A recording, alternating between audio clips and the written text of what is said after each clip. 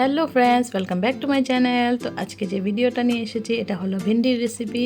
তো ভেন্ডি দিয়ে দু রকমের রেসিপি করেছিলাম, সেটাই আপনাদের সাথে শেয়ার করব। একটা হলো একদম কুড়মুড়া করে ভাজা করেছিলাম, আর আরেকটা করেছিলাম আলু দিয়ে আর ভেন্ডি দিয়ে বা ঢেঁড়স দিয়ে একটা রসা। তো দুটো রেসিপি আপনাদের সাথে শেয়ার করছি। দেখুন, প্রথমে ভেন্ডিটাকে কিছু ভেন্ডি আমি এইভাবে লম্বা করে কেটেছি, আর কিছু ভেন্ডি একদম পাতলা করে স্লাইস করে কেটেছি। তো পাতলা করে স্লাইস করে কাটলে আমার মেয়ে খায়, যদি একটু মোটা করে কাটি তখন ও খেতে চায় না, তার জন্য ওইভাবেই বানালাম। তো ওইভাবে বানালে একটু কড়াইতে লেগে যায়, কিন্তু খেতে বেশ ভালোই লাগে। তো দেখুন, এখানে দিয়ে দিচ্ছি রিফাইন তেল। তো তেলটাকে কিছু সময় গরম করে নেব। গরম হয়ে গেলে তেলটা এই যে ভেন্ডিটা দিয়ে দিব। তো আমি কি করেছিলাম, আগে তো একবার ধুয়েছিলাম, তারপর আবার কাটার পরে ধুয়ে দিয়েছিলাম। তো ধুয়ে দেওয়াতে কী হয়েছে, ভেন্ডির থেকে একদম যেটা পিছলি ভাবটা থাকে সেটাও বেরিয়ে গেছিলো, তার জন্য অনেকটা টাইম লেগে গেছে ফ্রাই হতে। তবে আগে ধুয়ে দিলে আর পরে যদি না ধোয়া হয় তাহলে বেশি ভালো হতো। তো আমি ধুয়ে ভুল করে দিয়েছিলাম সেখানে। তো দেখুন, এই যে এখন ফ্রাই করে নিচ্ছি। এই যে পরে ধোয়ার কারণে এই যে লতলতে ভাবটা হয়ে গেছিলো। তো আমি এর জন্য বলে দিলাম যে আগে একবার ধুয়ে নিলে আর পরে না ধুলেও কোনো অসুবিধা নেই, ধুলেই প্রবলেম হয়ে যাবে। তো এটার কারণেও লেগে গেছিলো কিছুটা কড়াইতে। আমি একদম এটিকে একদম কুরকুরা হওয়া অবধি ফ্রাই করব। তো কিছুটা সময় লাগবে ফ্রাই করতে। আর এইভাবে একদম পাতলা স্লাইস করে একদম কুচি কুচি করে একদম কেটে ভাজলে কিন্তু অন্যরকম একটা টেস্ট হয় খেতে। আপনারা একবার ট্রাই করতে পারেন, বেশ ভালোই লাগে। আর বেসন টেসন ছাড়াই একদম খুব কুড়মোড়া হয় জিনিসটা, তো ভালো লাগে ভেন্ডি ভাজাটা। তো এই যে দেখুন, আমার কড়াইতে লেগে গেছে, তবে ভেন্ডির পিছল ভাবটা শেষ হয়ে গেছে। এখন আস্তে আস্তে আরও কিছু সময় ভাজবো। তো ভেজে নিলে একদম কুরকুরা হয়ে যাবে। আর আরেকটা রেসিপিও শেয়ার করব, আপনারা জানাবেন আজকের ভিডিও আপনাদের কেমন লাগবে, কমেন্টে অবশ্যই জানিয়ে দিবেন ভিডিও দুটো কেমন লাগলো, বা আপনারা এইভাবে বানান কি না।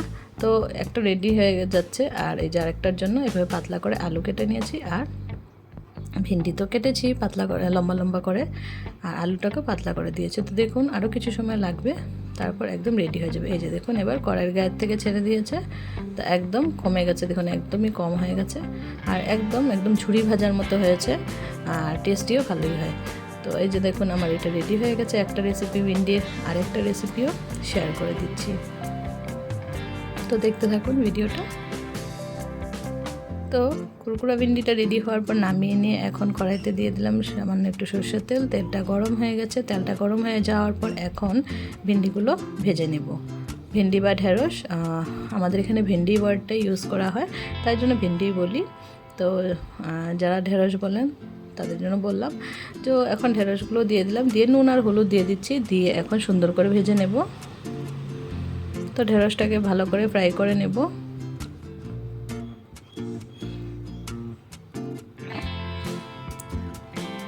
তো যেহেতু নুন হলুদ দেবো, তো কালারটা চেঞ্জ হবে না, এইভাবেই থাকবে, সুন্দর কালার থাকবে। তো কিছু সময় ভেজে নেব।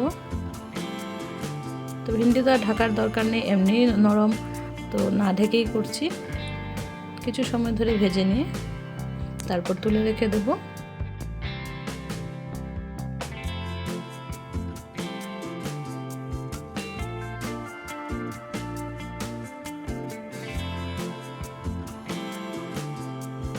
ভেন্ডিটা ভাজা হয়ে গেছে, তুলে রেখে দিয়ে সেই তেলের মধ্যে দিয়ে দিচ্ছি দুটো শুকনো লঙ্কা, দুটো কাঁচা লঙ্কা ফোড়নে, আর দিয়ে দিচ্ছি সামান্য একটু মেথি, আর দিয়ে দিব গোটা জিরে।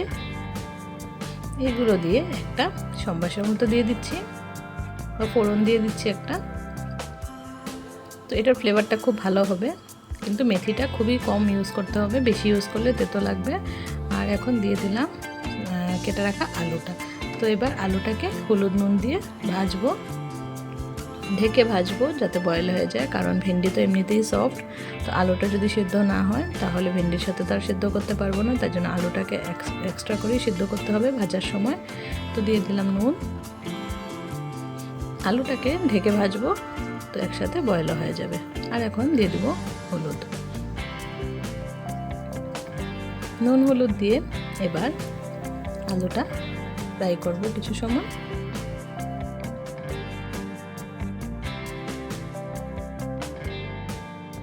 তো আলুটাকে দেখুন আমি ভেজে নিচ্ছি।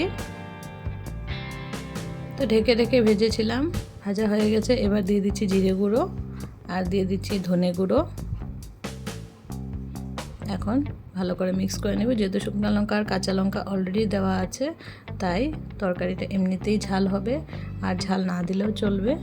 আর যদি কেউ পছন্দ করেন যে একটু কালার হবে, তাহলে কাশ্মীরি লাল লঙ্কার গুঁড়ো ইউজ করতে পারেন। এখানে আমি একটু আদা গ্রেট করে দিলাম, আপনারা চাইলে আদাটা বেটে দিতে পারেন। তো এখন আলুগুলো আর মশলাটা ভালো করে কষানো হয়ে গেছে, এখন দিয়ে দিলাম ঢেঁড়সগুলো।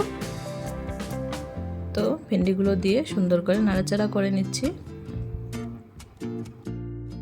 কিছু সময় মিক্স করে নেওয়ার পর এটাতে এখন জল অ্যাড করে দেব। তো দিয়ে দিলাম জল। জল দেওয়ার পর এখন আরেকটু নাড়াচাড়া করে নেব। তো এটাতে বেশি ঝোল দিলে ভালো লাগবে না খেতে, গামাখা গামাখা থাকবে, তখনই বেশি টেস্টি হবে। তো রসার মতো হবে, তখন বেশি ভালো লাগবে খেতে। তো দেখুন আমি এতটুকু গ্রেভি ভালো করে জাল দিয়ে নিয়ে এতটুকু গ্রেভি রেখেছিলাম, আর এই যে দেখুন সার্ভ করে দিয়েছি এখন দুটো রেসিপি ভেন্ডির। তো আজকের দুটো রেসিপি আপনাদের কেমন লাগলো? যদি ভালো লেগে থাকে তাহলে প্লিজ সবাই লাইক কমেন্ট শেয়ার করবেন।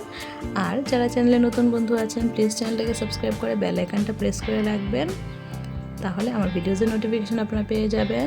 সবাইকে অনেক অনেক ধন্যবাদ আমার ভিডিওটা দেখার জন্য। আজকের জন্য বাই বাই।